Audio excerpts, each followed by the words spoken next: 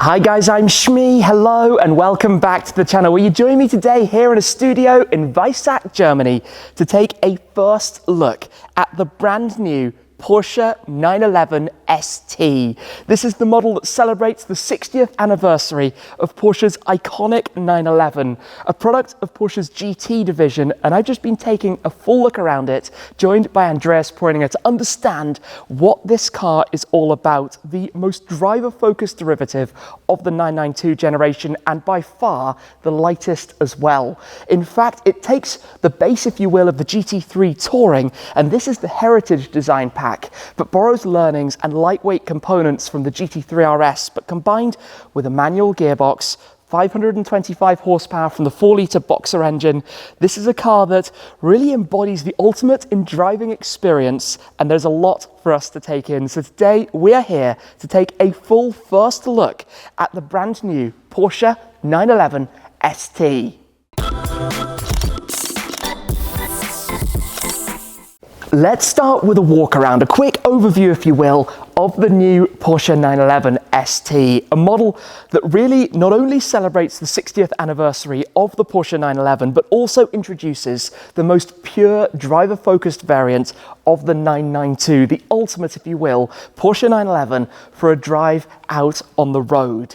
Now, the 992 generation has spawned some pretty incredible cars, the likes of the GT3, GT3 Touring, the Sport Classic, the GT3 RS, but this is a car that, to me, sounds like the perfect package, and I want to show you all the way through that, to pick out some of the highlight features and then to dive into it in more detail. The exterior, the interior, some of the technology and the weight savings that have gone into this limited edition model, celebrating that 60th anniversary, limited to only 1,963 units, of course the year that the 911 was first introduced. But at first impressions you're thinking maybe GT3 Touring. It's when you start to look a little bit more closely you spot things, for example, like the new wheels, like these cutaways behind the wheels themselves, because it features the full carbon fiber doors that you find on the RS, along with other carbon fiber parts on the bodywork as well. The engine borrows the GT3 RS's power plant as well, that 525 horsepower 4-litre flat six engine, of course reworked heavily back here,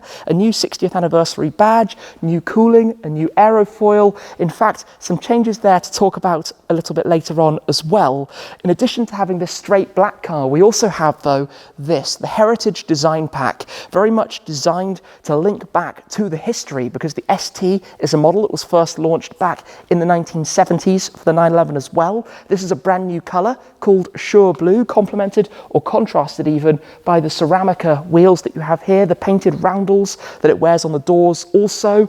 And come and take a look inside the car, where we have this cognac interior combined with a new seat inlay with these pinstripe details that you can see, and many other features where you'll notice also a manual gearbox. It is manual only, and it's got a very short ratio, a lightweight flywheel, and in some ways I think you could consider this almost a 992 generation 911R. It's that kind of very lightweight, stripped out if you will, but still perfectly suited for the road version of the car, and coming in at only 1,380 kilos is actually the curb weight with all liquids and a full tank of fuel, a 90-litre tank in fact. You'd be talking 1,250 kilos or so if you talked dry weight, which is about 70 kilos lighter than the GT3 RS, thanks to so many areas of weight savings, the wheels, the brakes, the interior, down to the carpets, the glass, the carbon roof.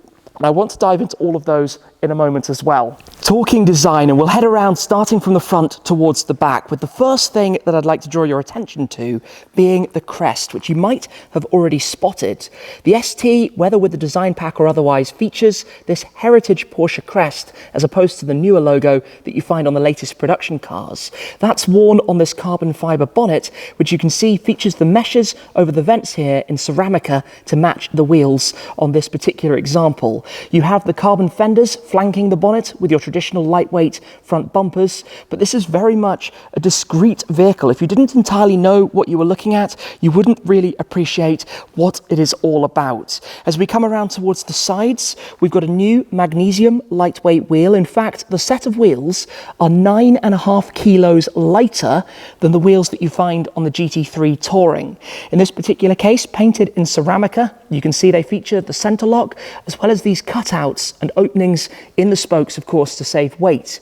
Behind those, we have the Porsche carbon ceramic brake system, which is standard on the ST, along with the Sport Cup 2 tyres, which you can see fitted here as well. Coming past, this is where you have those cutouts. We've seen them on the GT3 RS, of course, to help with airflow management around the side of the car, and meaning that in the case of this car, you also have this crease line, this sharp crease that runs over towards the door, which itself, being carbon fibre, saves 5 kilos across the pair of doors, but also obviously gives it an even sportier appearance around the side, above those skirts, obviously in the contrast colour to give a different effect as you come round towards these very wide arches that you have at the back. Now the rear wheel steering is gone from the GT3. In fact, that saves 7.5 kilos by removing that system, while also offering, again, an even purer driving experience. Similarly with the glass, by having lightweight glass all around, another 4 kilos of weight has been saved. Again, a kilo of weight saved by having the carbon fibre roof, which is actually bespoke to the ST, because on the GT3 RS, you might remember it has these aero fins that you find up here, and of course it needs a slightly different shape without those. Coming further down the rear, of course, we have the new 911 ST badging on the Heritage Design Pack, finished with the gold lettering, and of course, as I mentioned, the 60th anniversary celebration badge, 1963 to 2023. Now back here, the rear wing is again carbon fibre. You'll see it features this gurney. A couple of benefits of that. Firstly, it means it doesn't have to come to quite as high an angle when you're driving at speed, but also it means that it can stay in the flush position until a higher speed. It will raise at 120 kilometers per hour and then sit back down at 105. Now that's significantly higher than the 80 kilometers per hour that the GT3 Touring's rear wing would raise, which means that normally at regular road speeds, you'll see it with the correct appearance, as opposed to that slightly peculiar look when the wing is lifted up. As you come back down, we have the familiar twin exhaust tailpipes in the very center of this diffuser. But of course, this is not a car that's designed with aero being first and foremost. It's a car that's designed to be balanced in terms of the aerodynamics, but very much about the drive. And that's where we need to dive in as well to some of the technical side of what's actually going on with it all. What we're talking with the ST then is a 525 horsepower, naturally aspirated, rear-engined, rear-driven, manual 911. Now on paper, that is a winning combination. The gearbox is newly developed for this car, featuring a lightweight clutch and a lightweight flywheel, 10.5 kilos saved again via that. But come and take a look inside at the shifter itself. The shortest throw that's featured on a 911, along with having a slightly shorter shifter itself, 10 millimeters shorter than that of the GT3 Touring, which was already 10 millimeters shorter than what you would find on the regular 911s. But there's more to it as well, because for this, they developed new gear ratios, 8% shorter in fact. Now, what that effectively means, in the words of Walter Roll, is that it feels like the car offers an additional 100 horsepower. That will really translate to a car that revs up incredibly quickly towards the 9,000 RPM red line and delivers that power with the naturally aspirated sound that at this stage I can only begin to imagine, but no doubt is going to be quite the driving experience. I want to step in though to show you the interior in a bit more detail. We'll take a look at both cars. Let's start right here. The ST comes with the carbon fibre bucket seats that you see here, available as standard. These have the adjustment in terms of the height with the switch just on the side, and also feature, as you can see, this new pinstripe insert that runs over the base and up the backrest. You can choose to opt for the adaptive multi-way seats should you prefer, but I want to take a step inside here to show you a little bit more of the interior, and in fact start even from the door card, where you'll see these new inserts. You have the carbon fibre grab handle here. It's actually finished differently on the other car, which we'll get to in a moment. Of course, the door release is the pull that we see here. Again, lightweight, saving weight, as you can see, with the different options as we look around. The dashboard features the central rev counter with the green detailing, slightly different to what we've seen in the Speedster and the Sport Classic, so unique to the 911 ST, the logo in the very middle, and also presented on the right digital display. Those two displays, along with the central infotainment, but a very uncluttered interior presentation. We have the heritage badges everywhere you look, on the wheels, on the nose, all around the car, and of course, this manual shifter. It's about lightweight. It's about, in this particular spec, the carbon and the different materials, although no race text as we see in the GT3 RS, but about you, the gear shifter, the car, the experience of the drive. As we look around, we have the carbon fiber roll cage that you find in the rear, the full roll cage built into the car, of course for rigidity, giving the car additional strength, and that lightweight glass all around us, as I've mentioned. Now the interior of this car is fairly different to the other, so I'm going to step out to go and give you that comparison and head over to the number 63, very apt of course for the car's purpose, to come and show you more of this cognac interior and what the interior of here actually looks like, because of course you don't want carbon fiber with this look, so you have a different door handle here, wrapped obviously in leather, with plenty of options available from the team at Porsche. We still have the carbon fiber roll cage, of course, sat behind, and you can add your own kick plates. We have the heritage design icons of cool puddle-like graphics there, which again you can customize as well should you wish, and a slightly different presentation and feel really of the car. If I come round to the passenger side, we can take a closer look as well at the heritage numbered badging on here, where it tells you 60 year 911, 60 years of the 911, car 0000 out of 1963. Of course, being the year that the 911 was first introduced. For more of an idea of the weight savings that you have on the car, the carpets inside. Carpets are of course a must in pretty much any car, but they've been able to save 2.5 kilos purely by removing some of the foam. Now that also means even more sound. That's a good thing. Plus under the car, the anti-roll bars, the shear panel, those are all carbon fiber, saving another 4 kilograms. You have an even lighter lithium battery than the already pretty light lithium battery, another 3 kilos or so, because you don't need to use the battery for the rear wheel steering in this car, of course, without that. This list goes on and on and on to create a car that, to be honest, in modern standards, is unbelievably light, as cars are adding weight because of growing in size, adding more safety features and more technology. To be able to maintain that 1,380 kilo number is really quite a headline figure when it does come to this car. When it comes to performance, we haven't yet spoken about the numbers, because that's not the primary objective of this car. Of course, it's plenty quick, but it's a car that's about the metric of smiles, if you will, rather than outright numbers, rather than lap times, rather than acceleration figures. The 0 to 100 kilometers per hour, 62 miles per hour is 3.7 seconds. I'm sure you won't disagree, plenty fast. The top speed is limited to 300 kilometers per hour, 186 miles per hour, also more than enough even for a blast down the German Autobahn. But the engine, being this rear position as we know from 911s, doesn't allow too much to be seen. Let me just open up the cover that you have up at the very top so you can come around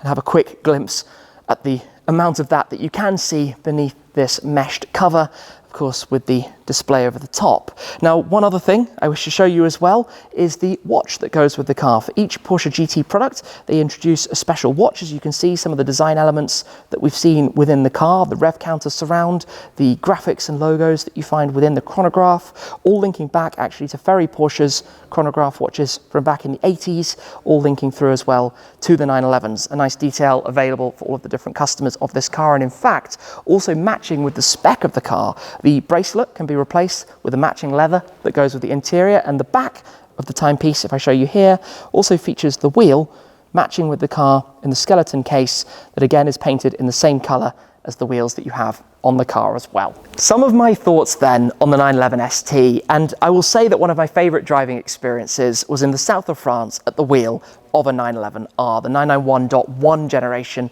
911R, and I think that car really set a benchmark. Remember, that was at a time when manual gearboxes were effectively being phased out. The option to have a purist machine was becoming fewer and further between.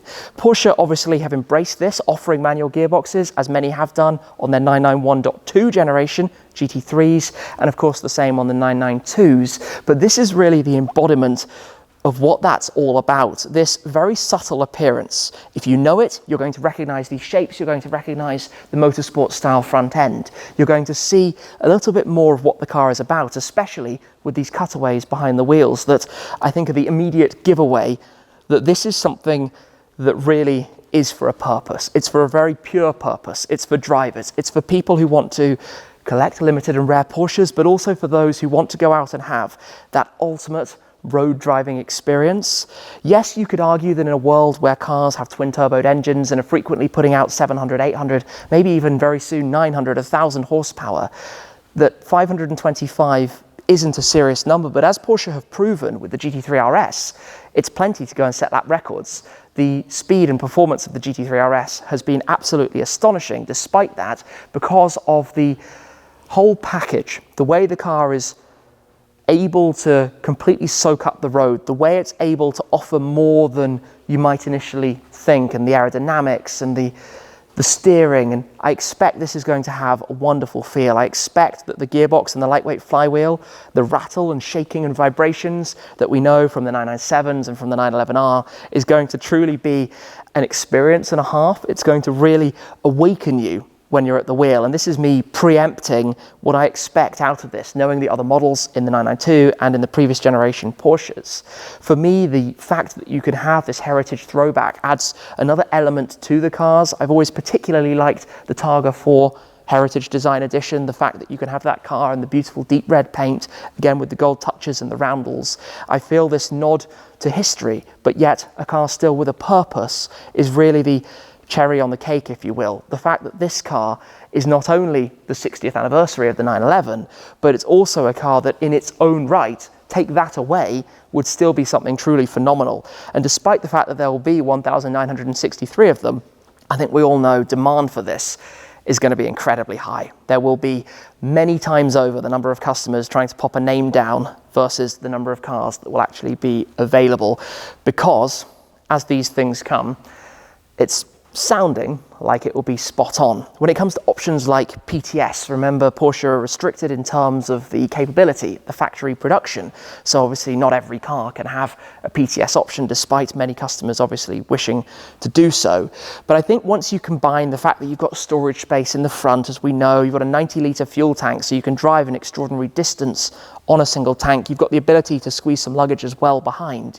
When it comes to a car to take on a grand tour, on a road trip, what more could you want than this whole package, than what this offers? I think the fact that we have this almost double bubbled carbon roof really makes it look the part as well. It's all these subtle and small changes that add together to be significantly more than you would expect from the sum of their individual parts, or in this case, the sum of the individual parts that have been removed to pull so much weight out of it, to be that 40 kilos lighter than a Touring, to be 70 kilos lighter than a GT3 RS, of course, without having the large spoiler on the back and the rear wheel steering, making big changes, but the carpets, the glass, the lightweight clutch, the carbon parts underneath, the carbon bodywork. The list almost goes on and on and on when it comes to the ST, plus being a new name. They didn't want to just bring back the 911R to compare the 992R to the 991R. They wanted to make it its own car. There were only 991 of the 991.1R. Appreciate the numbers are a little bit confusing.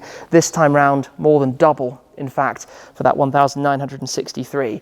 But I tell you what, right now, I cannot wait to get behind the wheel of this car, to learn a little bit more about what it's like to go and experience it, to enjoy driving it, and to share that with you as well. Today has been a fabulous opportunity for a first look. Before walking into the studio, when we started the camera and speaking with Andy, I knew very little about this, only the spy shots and rumors before. But I tell you what, if it's anything like my expectations right now, this is going to be an absolute winner. The only thing is, I'm incredibly jealous of those who are able to add one to their garages. For now though, thank you very much for watching. Thank you for the team here for the opportunity to come and take a look at the 911 ST, to share it with you guys as well. And of course, to you for your support. It's very much appreciated. That's it for this time though. Thanks for watching the first look here with the brand new Porsche 911 ST. That's it. Cheers guys. Cheers.